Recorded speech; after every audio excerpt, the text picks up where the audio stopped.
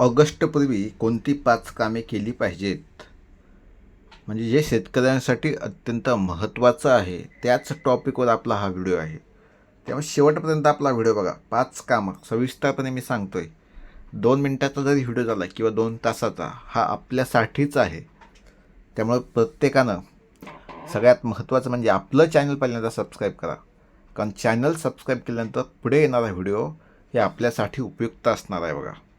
आपले जे शेतकरी बांधव आहेत, त्यांनी सगळ्यात महत्त्वाचं जर सरकारी योजनांचा लाभ घ्यायचा असेल तर पहिलं काम त्यांनी करायचं आहे ते म्हणजे आपलं आधार कार्ड आणि बँक खातं हे लिंक आहे का ते एकदा तपासायचं आहे बघा. कारण ह्या दोघांचा कनेक्शन हे प्रत्येक योजनेशी संबंधित येणार आहे. हे पहिल्यांदा तुम्ही लक्षात घ्या. अनेकांच्या ती गोष्ट लक्षात येत नाही की आपण योजनेचा लाभ घ्यायला जातो, पण त्यावेळेस अचानकपणे लक्षात येतं की आपलं बँक अकाउंट हे आधारशी लिंक नाही आणि त्यामुळे त्या ठिकाणी अडचण तयार होते.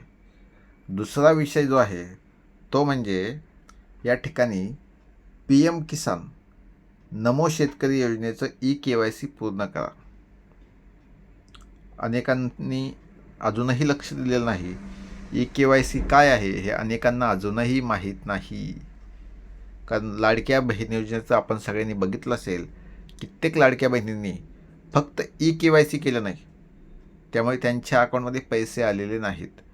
त्यांना या योजनेचा लाभ पुढे भेटलेला नाही. पहिल्यांदा स्टार्टिंगमध्ये भेटला, पण तो आता फक्त eKYC न केल्यामुळे त्यांना आता लाभ घेता येत नाही, हे लक्षात घ्या.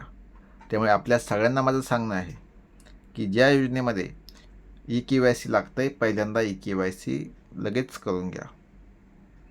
तिसरं आहे, बँक खात्याला DBT सक्रिय आहे का ते एकदा तपासा. DBT म्हणजे काय या ठिकाणी तुम्हाला सांगतो.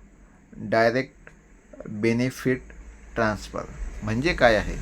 आता कोणतेही पैसे हे तुम्हाला कॅश स्वरूपामध्ये भेटत नाही योजनेचे, लक्षात घ्या. ते डायरेक्टली तुमच्या अकाउंटमध्ये येतात. त्यालाच आपण म्हणतो डायरेक्ट बेनिफिट ट्रान्सफर. मग तुम्ही हे बघायचं आहे की ते पैसे तुमच्या अकाउंटमध्ये जमा होतात का. ज्या योजनेचा तुम्ही लाभ घेत आहात त्या योजनेसंबंधित मी सांगतो आहे. मग ती कोणतीही गव्हर्नमेंटची योजना असेल. या ठिकाणी चौथं काम आहे, 7/12 आणि 8 आणि इतर जमिनी नोंदी ह्या अद्ययावत आहेत का ते एकदा तपासा. मी हे का सांगतो, हे चौथा पॉईंट का महत्त्वाचा आहे. अनेक जमिनीच्या नोंदी, समजा A या व्यक्तीने 1 महिन्यापूर्वी B या व्यक्तीकडून एक जागा विकत घेतली गावातल्या गावातच किंवा बाहेर. त्यानंतर ती नोंद B या व्यक्तीने जमीन घेतल्यानंतर तुमच्या फक्त कागदी स्वरूपामध्ये तुम्ही दिसताय, कागदी स्वरूपामध्ये तुमच्याकडे ते आहे, परंतु ऑनलाईन ज्यावेळेस तुम्ही तालुक्याच्या ठिकाणी तहसील ऑफिसला जाऊन बघता त्यावेळेस ते दिसत नाही. त्यामुळे सगळ्यात महत्त्वाचं तुम्ही ते अपडेट करून घेणं महत्त्वाचं आहे.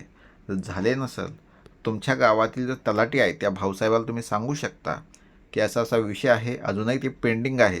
मला 7/12 या ॲपवर, 8 या ॲपवर ते दिसत नाही. तुम्हाला हे बघायचं असेल तर 7/12 म्हणून एक प्ले स्टोअरला ॲप आहे, त्याच्यावर तुम्ही या नोंदी शोधू शकता आणि हे सूचित केल्यानंतर तुम्हाला याचा फायदा होणार आहे. तुम्ही अचानकपणे कधीही प्रिंट काढू शकता, कुणालाही दाखवू शकता. त्यानंतर 5वं आहे, पीक विमा किंवा इतर चालू सरकारी योजना अर्ज कागदपत्रे हे वेळेत पूर्ण करणं महत्त्वाचं आहे. म्हणजे सरासरी या ठिकाणी हे सांगायचं 5व्या याच्यामध्ये की कोणत्याही योजनेसंबंधित एक डेडलाईन असते बघा. ती डेडलाईन काय असते, एक तारीख असते. त्या तारखेच्या आतमध्येच आपल्याला त्या योजनेचा लाभ घ्यायचा असेल तर या ठिकाणी त्या योजनेसंबंधित जे काही डॉक्युमेंट लागतात ते डॉक्युमेंट तहसील ऑफिसला असेल, तलाट्यांकडे असेल किंवा सेतूमध्ये, आपल्या गावामध्ये तालुक्यामध्ये जे सेतू केंद्र आहेत त्या ठिकाणी जमा करायचे आणि त्यानंतर त्या प्रोसेस झाल्यानंतरच आपण त्या योजनेचा लाभ घेऊ शकतो. त्यामुळे हे सगळ्यात महत्त्वाचे पॉईंट या ठिकाणी आहेत. याच्यावर विचार करा आणि जर एखादा मुद्दा आपला राहत असेल तर तसा कमेंटमध्ये नक्की सांगा आणि व्हिडिओ आवडल्यास नक्की आपल्या चॅनलला सबस्क्राईब करा आणि पुढे कोणत्या टॉपिकवर आपण व्हिडिओ बनवला पाहिजे हे नक्की सांगा. जय हिंद, जय महाराष्ट्र.